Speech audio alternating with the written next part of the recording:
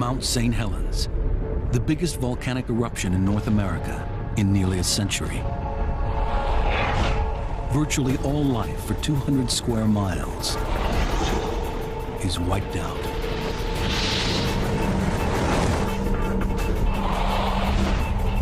It seems impossible that life could ever return to this barren wasteland. We found a lot of our conventional wisdom was just flat wrong. In recent years, there are ominous signs. The volcano is awakening. These things were like skyscrapers that were being shoved out of the ground. They were literally that big. A 30-year quest to understand one of the most complicated volcanoes in the world is revealing new mysteries deep inside the mountain. We don't know whether it's going to erupt explosively again in 2 years, or in 20 years, or in 200 years. Is Mount St. Helens preparing to erupt again? Right now on Nova. Mount St. Helens, back from the dead.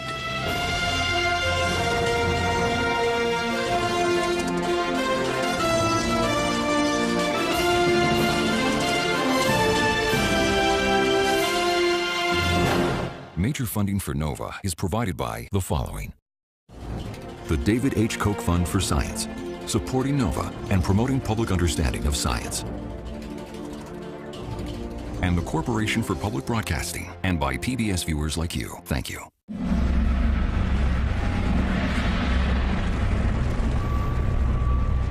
October 2004. Mount St. Helens comes back to life.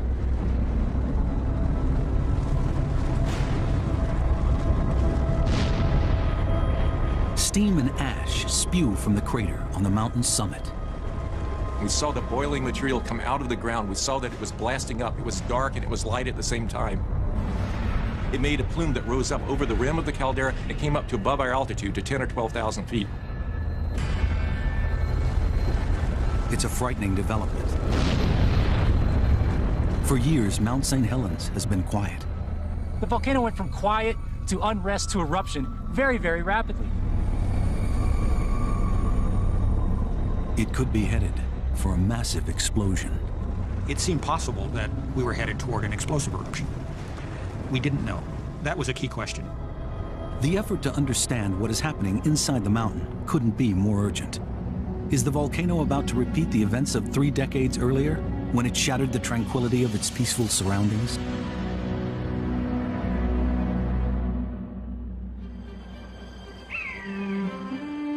Spring, 1980. Mount St. Helens is one of the major peaks in the Cascade Mountains. It's an area of outstanding beauty, rich in wildlife. For over 120 years, the volcano has been quiet. But in recent weeks, it's been rumbling. Nobody is sure what to expect. Then, on May 18th, 1980, a 5.1 magnitude earthquake rocks the mountain.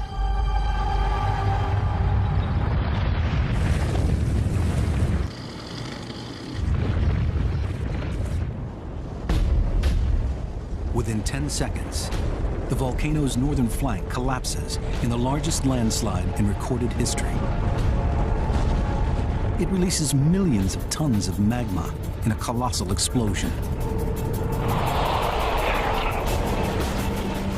A cloud of searing gas and rock, known as a pyroclastic flow, races over the surrounding countryside. Forests are flattened.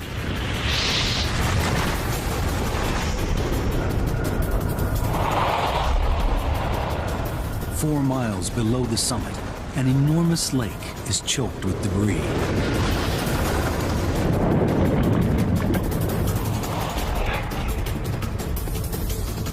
The eruption continues to shoot poisonous steam and ash miles into the air.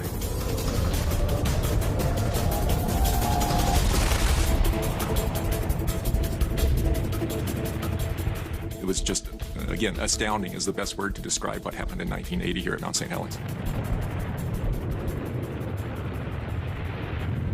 The northern slope of the mountain is buried in several feet of ash.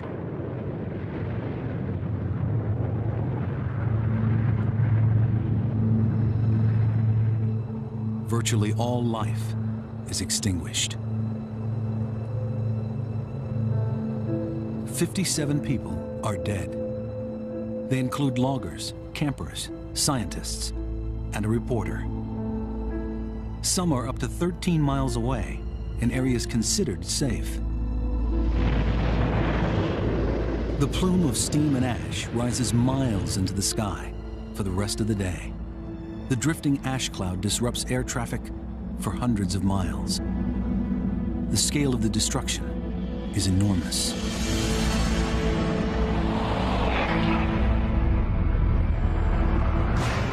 Across more than 200 square miles, the surge of ash and rock incinerates trees.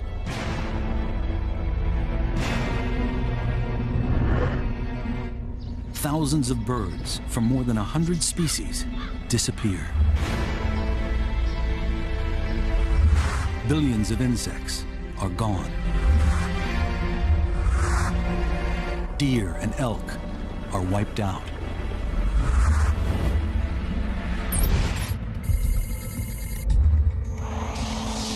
This vast area of devastation becomes known as the blast or blowdown zone. Nearer the crater, ash and rocks from the landslide litter the northern slope of the mountain. It looks like the moon. It's called the Pumice Plain. It's directly below the crater. 4 miles from the volcano, the enormous Spirit Lake is scarcely recognizable.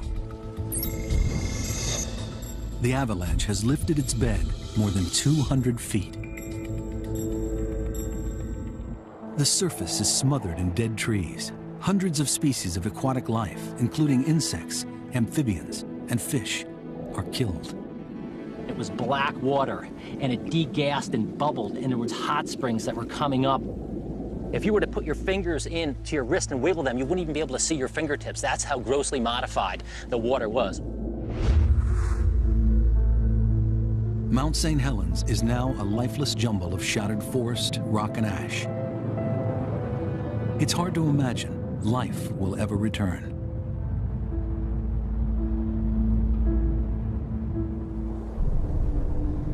The eruption was so powerful, it altered the shape of the mountain.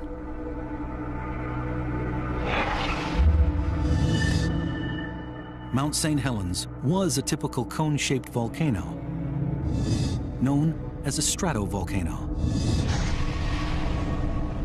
But the landslide has torn 1,300 feet off the summit, leaving a gaping crater a mile wide and 2,000 feet deep.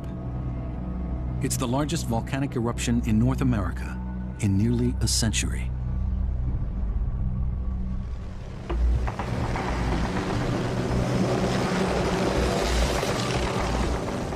Weeks after the eruption, scientists arrive at the crater. The volcano is still steaming and rumbling. It's a new and unfamiliar world. One of the first to arrive is Dan Zarishin. There's a tremendous amount of steam, and you can see that it was very hot. You didn't see red lava oozing out of the ground. You didn't see fantastic fire fountains. There was this constant background roar of rocks cascading down the crater walls. Occasionally, a very large rock, the size of the helicopter, would come bouncing down, and you could watch it. And it was almost slow motion because the crater was so large. More than 500 years ago, 2 massive explosions took place within 2 years of each other. They were nearly 4 times larger than May 1980. The mountain sits on one of the most active seismic zones in the world, the Pacific Ring of Fire. A vast arc of volcanoes running for thousands of miles. It's home to some of the biggest and most dangerous volcanoes active today.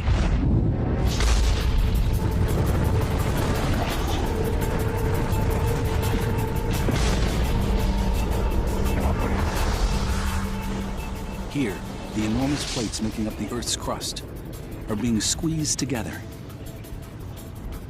Along the coast, the plate below the Pacific is sliding under the North American plate. 60 miles down, pressure and friction melt the rock. Magma wells up. When it reaches the surface, it bursts out.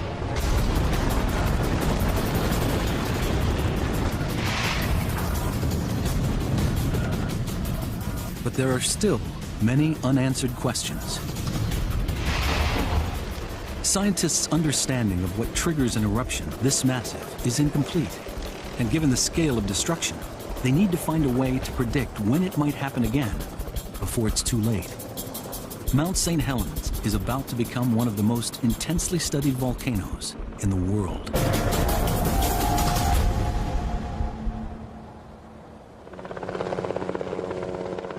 The mysteries are not just geological. Biologists want to know if any life has survived and what its future will be. Charlie Crisafulli, one of the leading experts on the mountain's ecology, arrived soon after the eruption. Nothing could have prepared me for the sights and sounds that I saw when I got here. It was complete and utter barrenness, and there was no sign of life whatsoever. His job is to survey the mountain, looking for any living things. It was just intriguing to think about how would life come back to this landscape? What would the pattern be? What would the rate be? Much of the mountain is still inaccessible, so he starts work in the blowdown zone, in an area some 8 miles downhill from the crater. We flew over in a helicopter very close to the ground. We would have these bumping, twisting flights across the landscape, following the contour. In the first 3 months, there's nothing but dead and uprooted trees. Then, he notices something. Signs of freshly disturbed earth. Lo and behold, in many locations, brown earth on top of the gray volcanic ash. Is there something down there? Crisafulli returns on foot to investigate.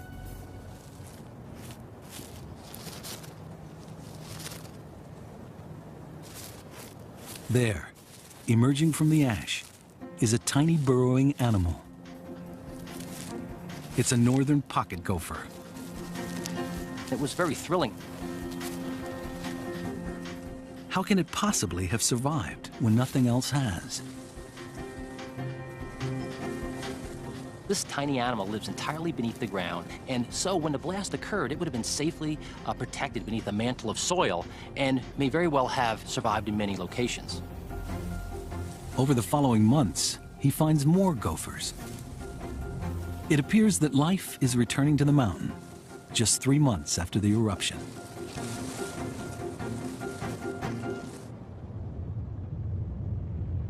By fall, the volcano is still active. Plumes of steam and ash continue to shoot thousands of feet into the air. But something else is happening too. The crater floor appears to be moving. Is the mountain preparing for another major eruption? We would sometimes notice a crack that hadn't been there the day before. And by the end of the day, the crack was larger. And you realize that the ground was moving beneath your feet. It's an unsettling experience to stand on the floor of a volcano that's visibly moving. If you stood and looked very, very, very carefully with a reference point in the background, sometimes you could see it move, but just barely. The scientists set up a time-lapse camera on a nearby ridge.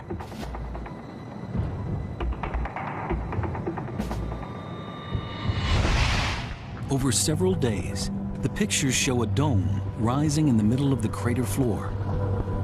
The volcano is oozing a sticky gray lava, cooling as it reaches the surface.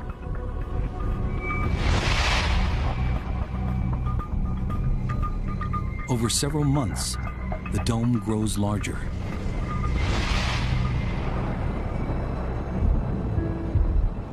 The geologists are puzzled. What is going on inside the mountain? Is Mount St. Helens simply rebuilding its summit, or is it about to blow up? We didn't know what might come next, whether the lava might continue to grow for many years or even decades or centuries. And we didn't know if there might be explosive eruptions in store. Then, winter closes in, restricting access to the mountain. The scientists' work is limited. Answers will have to wait until spring.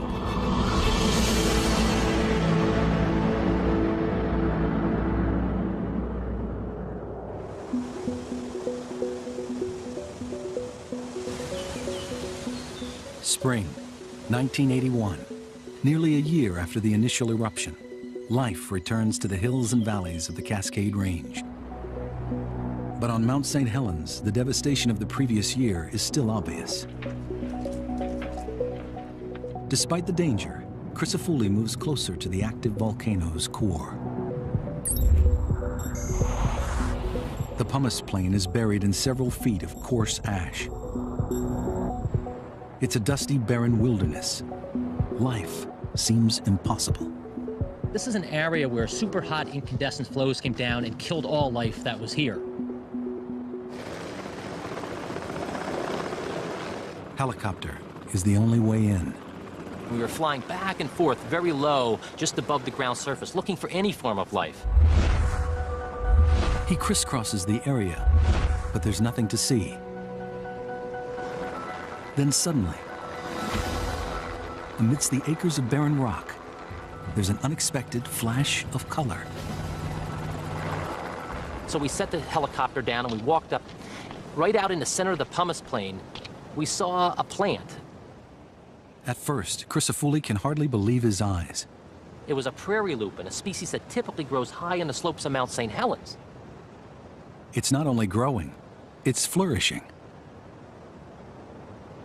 Not only had the plant established, but at that point was in full flower. And it was quite remarkable. When we saw the first one, we were very surprised. It's only 4 miles from the volcano's crater. It's the first sign of life in an area where everything has been extinguished. But how has the plant managed to grow in such a barren area? The answer is a special root structure that provides its own fertilizer. These are little factories where a bacterium works with the plant and provides nitrogen to the plant. In return, the plant provides the bacterium with simple sugars that it fixes through photosynthesis. And so this is a great relationship where you scratch my back, I'll scratch yours. This special process means lupins can grow in even the most inhospitable terrain. The lupin, like the gopher Charlie found earlier, is a pioneering species. It's really important in landscapes like Mount St. Helens because the volcanic material that fell on the ground tends to be really nutrient poor. The conditions are difficult, but can the lupin pave the way for other life to follow?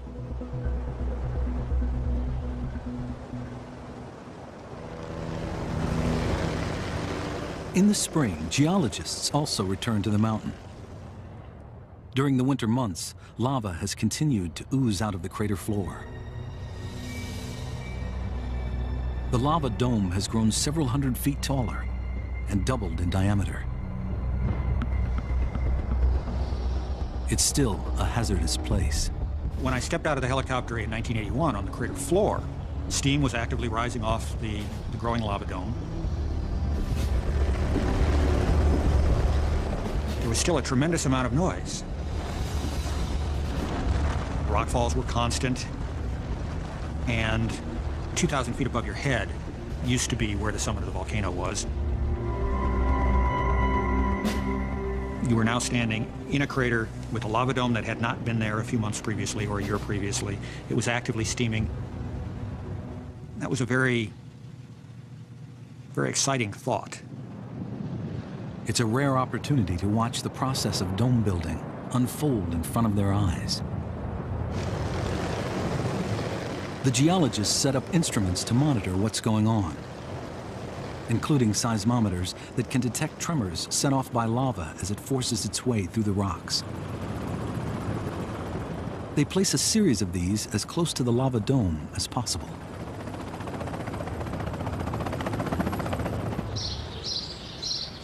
At the Cascades Volcano Observatory in southern Washington, the seismic data pours in.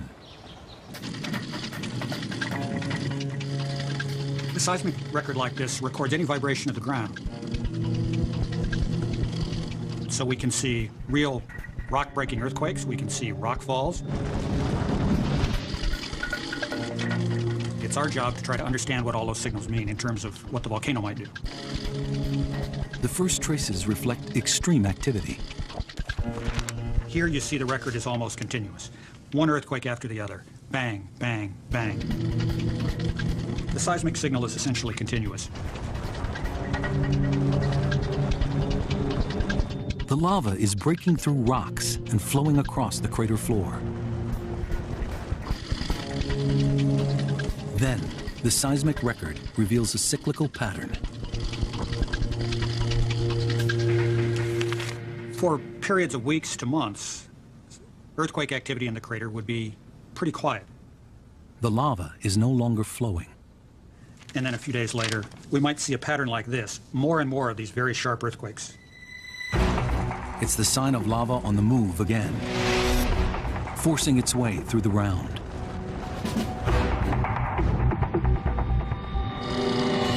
Eventually, lava would make it onto the surface, maybe in just a couple of days, and we'd see a continuous record of ground shaking, both earthquakes and rockfalls.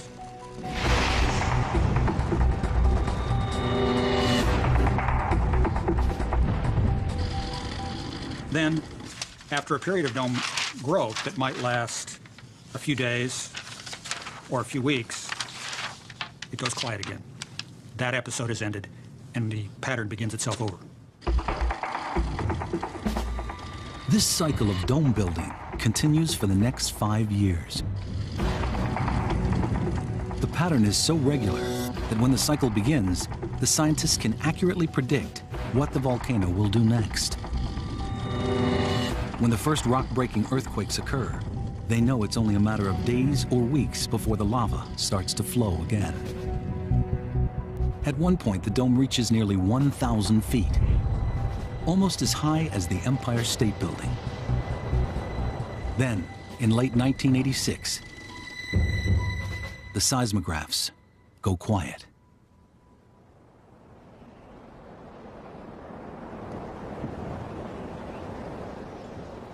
It was pretty clear that that period of dome building had ended. But for how long? Has the mountain gone back to sleep? It wasn't clear when the mountain had gone back to sleep now for centuries or whether it was going to just go back to sleep for a couple of years. It seems the pattern has changed. For 6 years, the scientists have been able to predict what the mountain will do next. Now, they are back to guessing if and when it will erupt again.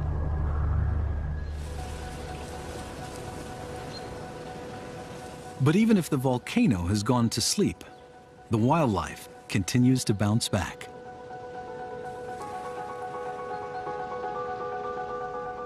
More and more gophers are spreading across the blowdown zone. Lupins are colonizing the pumice plain. And what's happening at Spirit Lake is remarkable. The May 1980 eruption obliterated all visible life in the lake. The surface was smothered in a blanket of debris. In the murky water, there was an explosion of bacteria. There were a couple of species of pneumonia that were described, and also the disease, the bacteria that causes Legionnaire's disease, Legionella. And so many of us working in the lakes in the early days came down with a fever.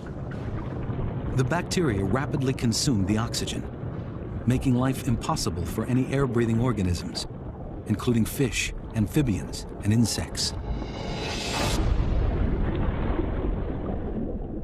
We said it's going to be decades and decades before this resembles anything like a typical lake in the Cascade Mountain range. Well, we were surprised, because that's not exactly what happened.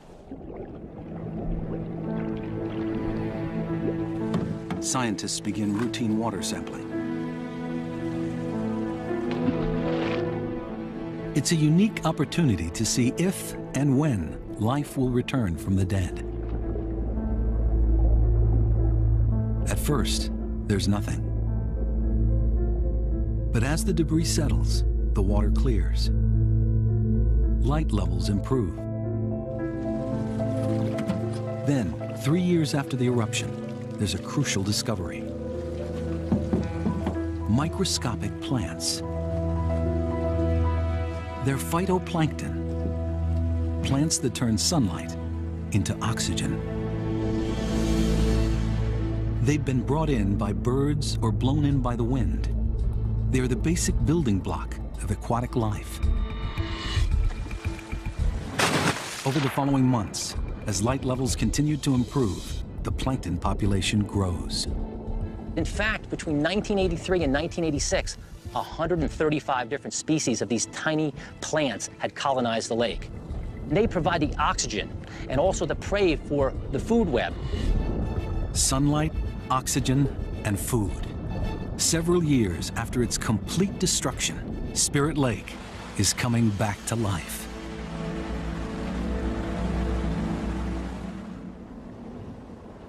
"4 miles away, the volcano remains quiet. The lava dome has stopped growing. Many geologists think the show is over, at least in their lifetime.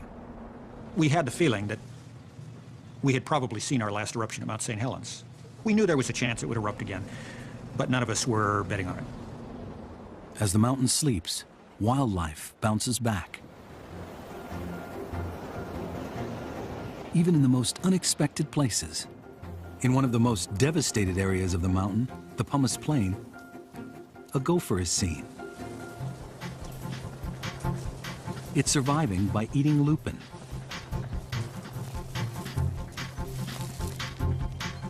Lupins provide the food. Gophers enrich the pumice by burrowing their way through the ash. They mix in fresh soil and help new plants to spread.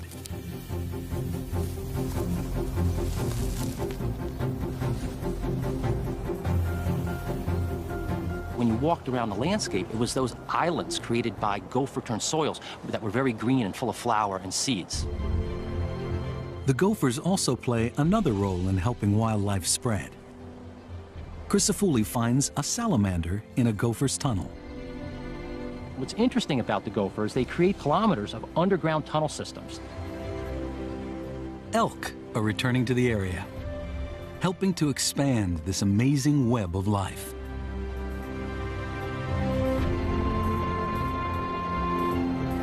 When elk move across the landscape, they collapse the tunnels, creating entranceways that salamanders and other amphibians can have access to. Once they get beneath the ground, these are very cool and moist sites that enable them to survive in an otherwise inhospitable area.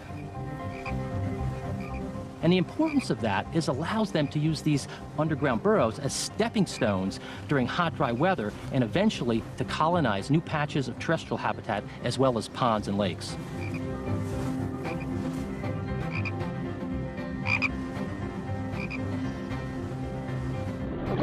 Spirit Lake now teems with amphibians. Fish, brought to the lake by fishermen, are thriving. A clear indication that the water quality is returning to normal. What's happened with the fish was actually remarkable. While we don't have a good handle on the total number of fish, we know from our snorkeling and surveys that the population is enormous.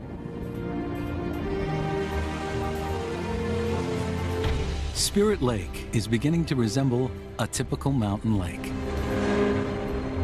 Just over a decade after the eruption, life is flooding back to the slopes of Mount St. Helens. The rate of recovery is far faster than anybody had expected. Clearly, our understanding of the ability of these organisms to disperse was greatly underappreciated. We found that a lot of our conventional wisdom was just flat wrong. Then, as life recovers, new threats emerge. In September 2004, the seismographs at the Cascades Volcano Observatory pick up a new series of tremors deep below Mount St. Helens. The volcano has woken up. John Pallister takes a helicopter to investigate. You could see the absolute beginning of the eruption. It was unusual, really unusual, to just happen to be there in a helicopter, the crater rim on the upwind side, so the plume is going away from us. Pallister has no idea how big this eruption will be. We saw the boiling material come out of the ground. We saw that it was blasting up. It was dark ash coming out and light steam coming out at the same time. It made a plume that rose up over the rim of the caldera and drifted downwind.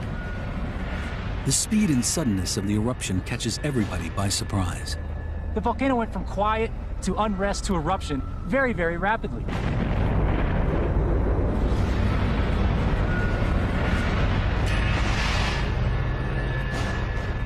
During the next 2 weeks, there are 3 more eruptions of steam and ash. No one knows what will happen next. It seemed possible that we were headed toward an explosive eruption. We didn't know. That was a key question.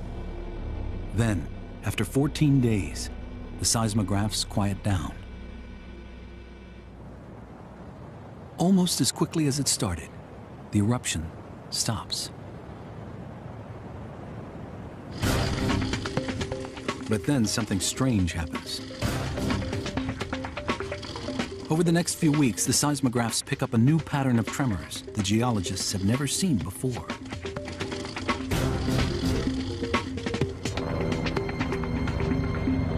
Could they be linked to a gigantic lump of lava growing out of the crater floor?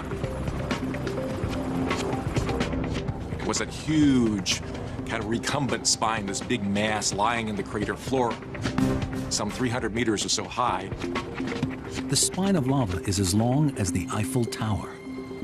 Everybody was just awestruck. To have this large spine just shoving up out of the ground was completely different and outside the experience of any of us here in the staff. Despite the risk, John Pallister goes in to take samples. We landed right next to it.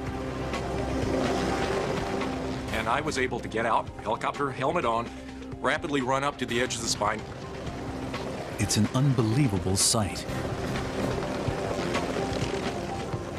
Had someone suggested to me that we make a movie of a lava dome growing that way, I think I would have said it's a little too fantastic. Let's make it more realistic. At the observatory, where geologists have been puzzling over the strange seismic traces, they now realize what they are. They're the unique autograph of the giant spines as they push their way out of the ground. This is the seismic signature of solid blocks of rock grinding their way through the volcano, coming out onto the surface. As they do, they make these small seismic signals, one just like the other, very repetitive. We came to call them drum beats. The drum beats continue for several years. Spine after spine of solid lava emerges from the crater floor. It's unlike anything geologists have seen on Mount St. Helens. Now, spine doesn't do justice to these things. These things were like skyscrapers that were being shoved out of the ground. They were literally that big. Sometimes the blocks grow at a rate of 16 feet a day. Then they collapse. Seen through a time-lapse camera, one solid lump of lava after another pushes up through the crater floor. The process is mystifying. What do the spines mean? Why was the eruption in 2004 so different than the style of eruption in the 1980s? Why in the 1980s did you have this more fluid lava that created these sort of short, stubby lava flows that came out and built the lava dome? Whereas in 2004, you basically had solid rock being pushed up in the ground. There's one urgent question. Is the volcano building up to another major eruption? Trying to make sense of what was going on was a challenge. Trying to understand how the eruption was going to progress was a challenge. We had lots of discussions about whether or not it was going to be an explosive eruption, whether it was going to be another dome-building eruption. There is one way to find out. Analyzing samples of the lava might explain the mysterious solid blocks and what they mean for the future.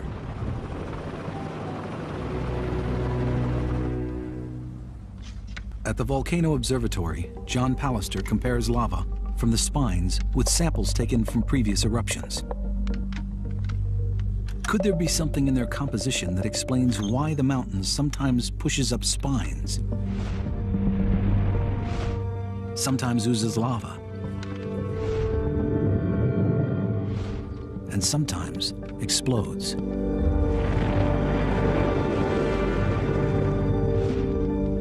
Pallister begins with a sample of the lava that erupted so explosively in May 1980. He's immediately struck by the large areas of blue. Okay, so what's important about this 1980 rock is the abundance of this blue area, and that's basically bubbles. Now that's not a mineral, that's just open space in the thin section. That's where gas bubbles were. This sample would float in water, it had so much gas in it. The gas comes from water, a component of the magma. As magma rises, changes in pressure turn the water into gas. The gas pressurizes the magma. It's what gives volcanoes their explosive force. 1980 had a lot of gas in it, so it exploded, tore itself apart in a tremendous explosive eruption.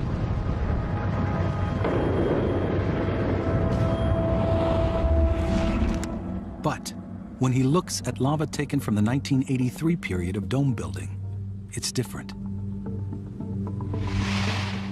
There is much less of this open space, of the gas filling space in the rock. The 1983 lava behaves like a bottle of soda going flat. Finally, he looks at a sample of lava from one of the spines in 2005. I don't see any blue space, any of that. Oh, there's just a little bit, but dominantly it is lacking in space. It's a gas-poor magma. In fact, almost none. There's just enough gas to push it to the surface. But by the time it gets there, there's nothing left. So this one came up slow, and it made sticky, solidified spines instead of making either lava flows or an explosive eruption. It's a crucial insight. The amount of gas determines the nature of the lava and the force of the eruption. It all comes down to the gas budget for the eruption. Is it going to fizzle, or is it going to explode? Suddenly, the mountain's behavior makes sense. The spines are a sign the magma under Mount St. Helens is running low on gas. Then, in 2007, as if to confirm this new insight, the familiar drumbeat seismic traces vanish completely. No more spines appear. The lava below the mountain has finally run out of gas.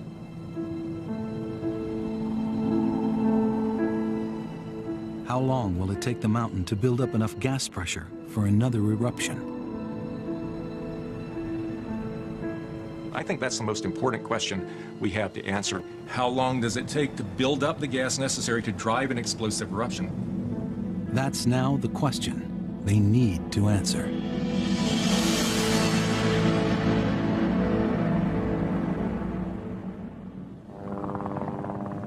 Geologists go back to the mountain to look for clues. The eruption in 1980 took the top off Mount St. Helens, leaving its history exposed in the rock walls of the crater.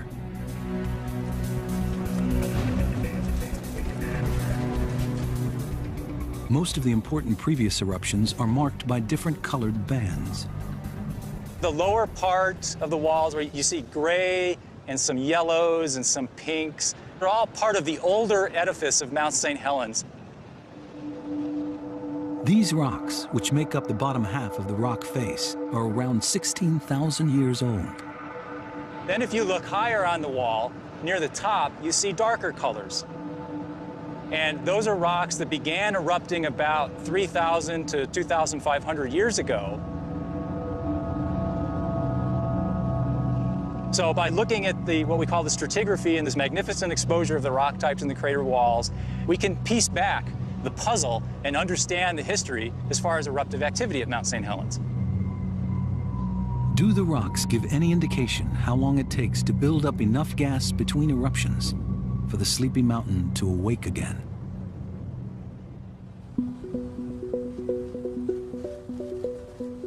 John Pallister sorts and categorizes rocks from earlier eruptions. He checks notes and photos to try and determine how often the mountain has erupted violently. Drawing on previous records, he builds up a picture of Mount St. Helens past. For much of the last 4,000 years, there seems to be a fairly clear pattern. If we look at the number of big eruptions over the length of time the volcano's been active, you might say that there's one roughly every 1,000 years, a big eruption. So from our context here, we could say that it takes on the order of 1,000 years to build up enough gas to get a really large eruption. The record suggests some of these eruptions have been huge. More than 10 times larger than 1980. Potentially enveloping vast areas of Washington and Oregon. But that would imply that the next really big one isn't due for about another century.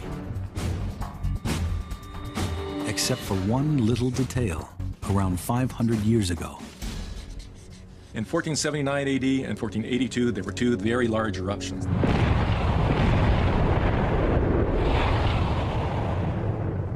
So the volcano is capable of surprising us and producing two highly explosive eruptions in a span of less than 3 years. Both these eruptions were much bigger than May 1980. There is no straightforward pattern. Mount St. Helens can pause for 1,000 years between big explosive eruptions, or it can pause for 3. These results have left geologists with one certainty and a number of questions. First of all, we expect this volcano to erupt again. Has repeatedly in the past. There's no reason to think it's going to sleep in forever now. There will be another eruption. But nobody can determine when or just how big it will be. We don't know whether it's going to erupt explosively again in 2 years, or in 20 years, or in 200 years. That's an area that needs a lot more work, a lot more research to understand, and it is of fundamental importance to being able to forecast and to save lives and to save property.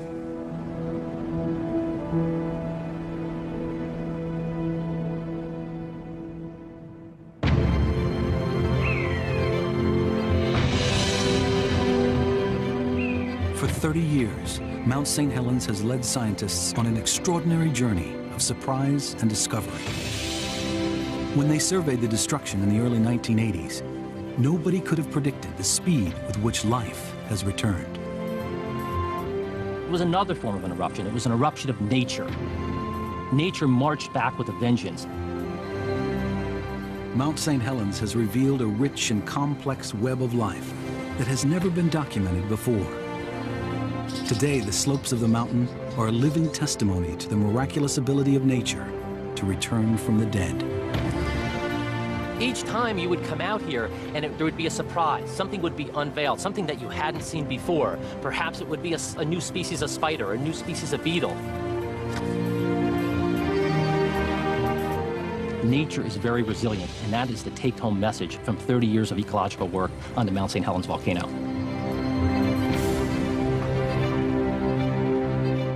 But as nature bounces back, the mountain still broods overhead. It's like a ticking time bomb waiting to destroy life all over again. Based on the history of this volcano, we know it's been extremely active, and it's not a matter of whether if it will erupt again, it's a matter of when it will erupt again. When will it reactivate? When will it reawaken? These are questions scientists are still wrestling with. We have yet to find a silver bullet, a magic thing that we can measure that tells us when the volcano is going to turn on. Mount St. Helens will erupt again. The only questions are when and how big that eruption will be.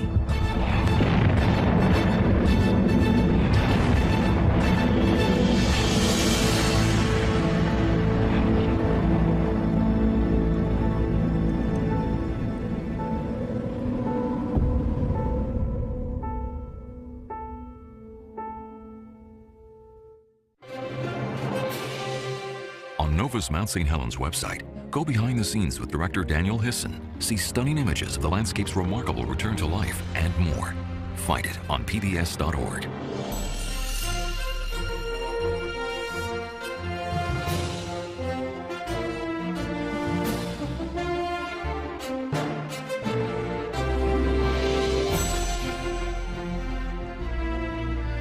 This Nova program is available on DVD at shoppbs.org or call 1-800-PLAY-PBS.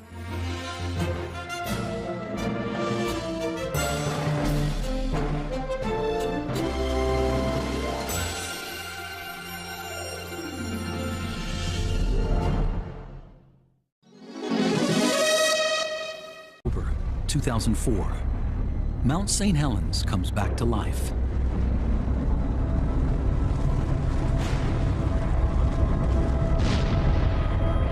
Steam and ash spew from the crater on the mountain's summit. We saw the boiling material come out of the ground. We saw that it was blasting up. It was dark and it was light at the same time. It made a plume that rose up over the rim of the caldera and came up to above our altitude to 10 or 12,000 feet.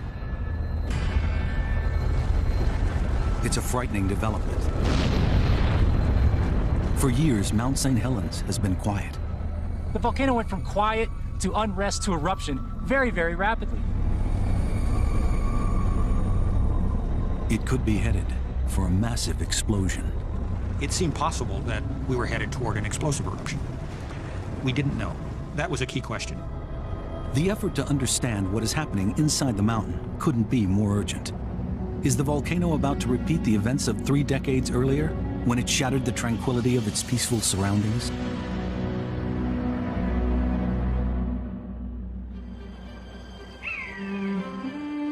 Spring, 1980. Mount St. Helens is one of the major peaks in the Cascade Mountains. It's an area of outstanding beauty, rich in wildlife. For over 120 years, the volcano has been quiet. But in recent weeks, it's been rumbling. Nobody is sure what to expect. Then, on May 18th, 1980, a 5.1 magnitude earthquake rocks the mountain.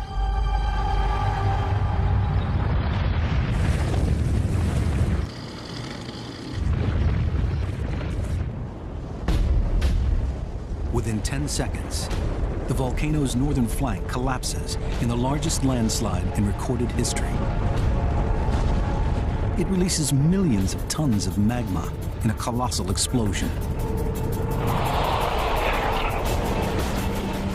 A cloud of searing gas and rock, known as a pyroclastic flow, races over the surrounding countryside. Forests are flattened.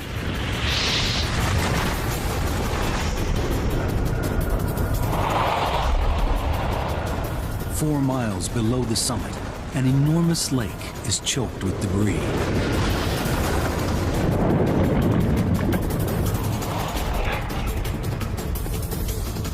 The eruption continues to shoot poisonous steam and ash miles into the air.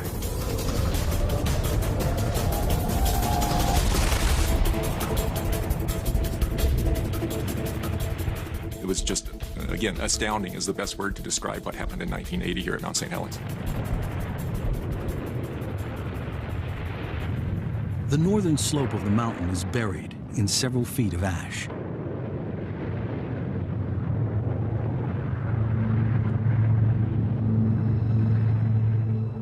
Virtually all life is extinguished. 57 people are dead. They include loggers, campers, scientists, and a reporter. Some are up to 13. Mount St. Helens, the biggest volcanic eruption in North America in nearly a century. Virtually all life for 200 square miles is wiped out.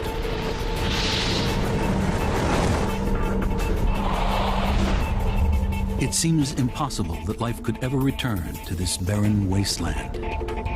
We found a lot of our conventional wisdom was just flat wrong. In recent years, there are ominous signs. The volcano is awakening. These things were like skyscrapers that were being shoved out of the ground. They were literally that big. A 30-year quest to understand one of the most complicated volcanoes in the world is revealing new mysteries deep inside the mountain. We don't know whether it's going to erupt explosively again in 2 years, or in 20 years, or in 200 years. Is Mount St. Helens preparing to erupt again? Right now on Nova. Mount St. Helens, back from the dead.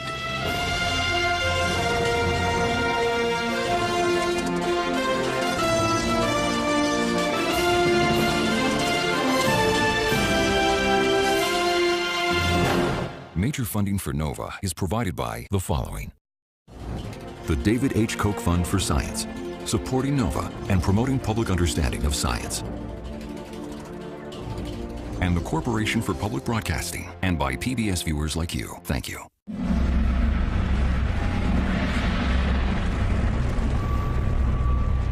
October, 15 miles away, in areas considered safe.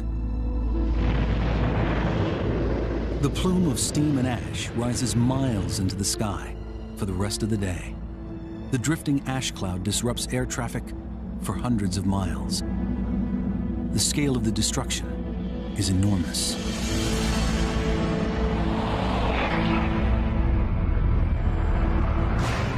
Across more than 200 square miles, the surge of ash and rock incinerates trees.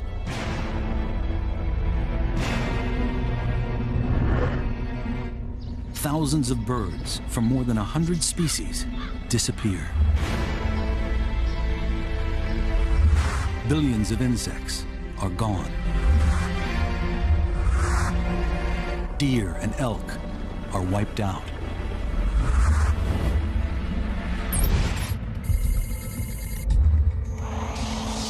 This vast area of devastation becomes known as the blast or blowdown zone. Nearer the crater, ash and rocks from the landslide litter the northern slope of the mountain. It looks like the moon. It's called the Pumice Plain. It's directly below the crater.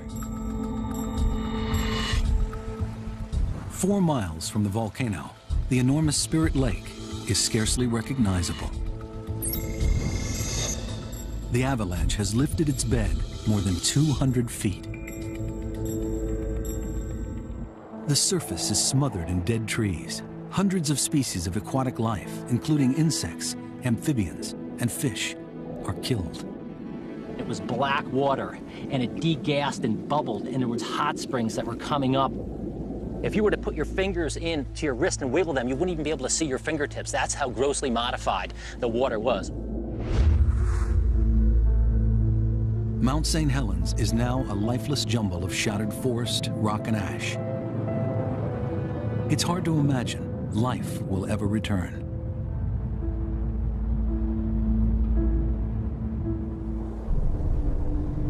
The eruption was so powerful, it altered the shape of the mountain.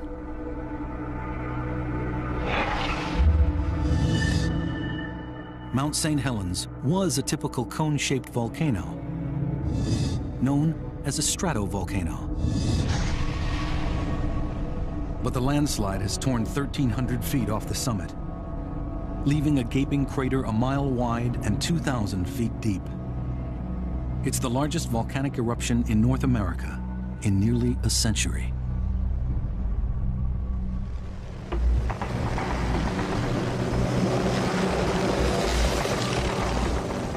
Weeks after the eruption, scientists arrive at the crater.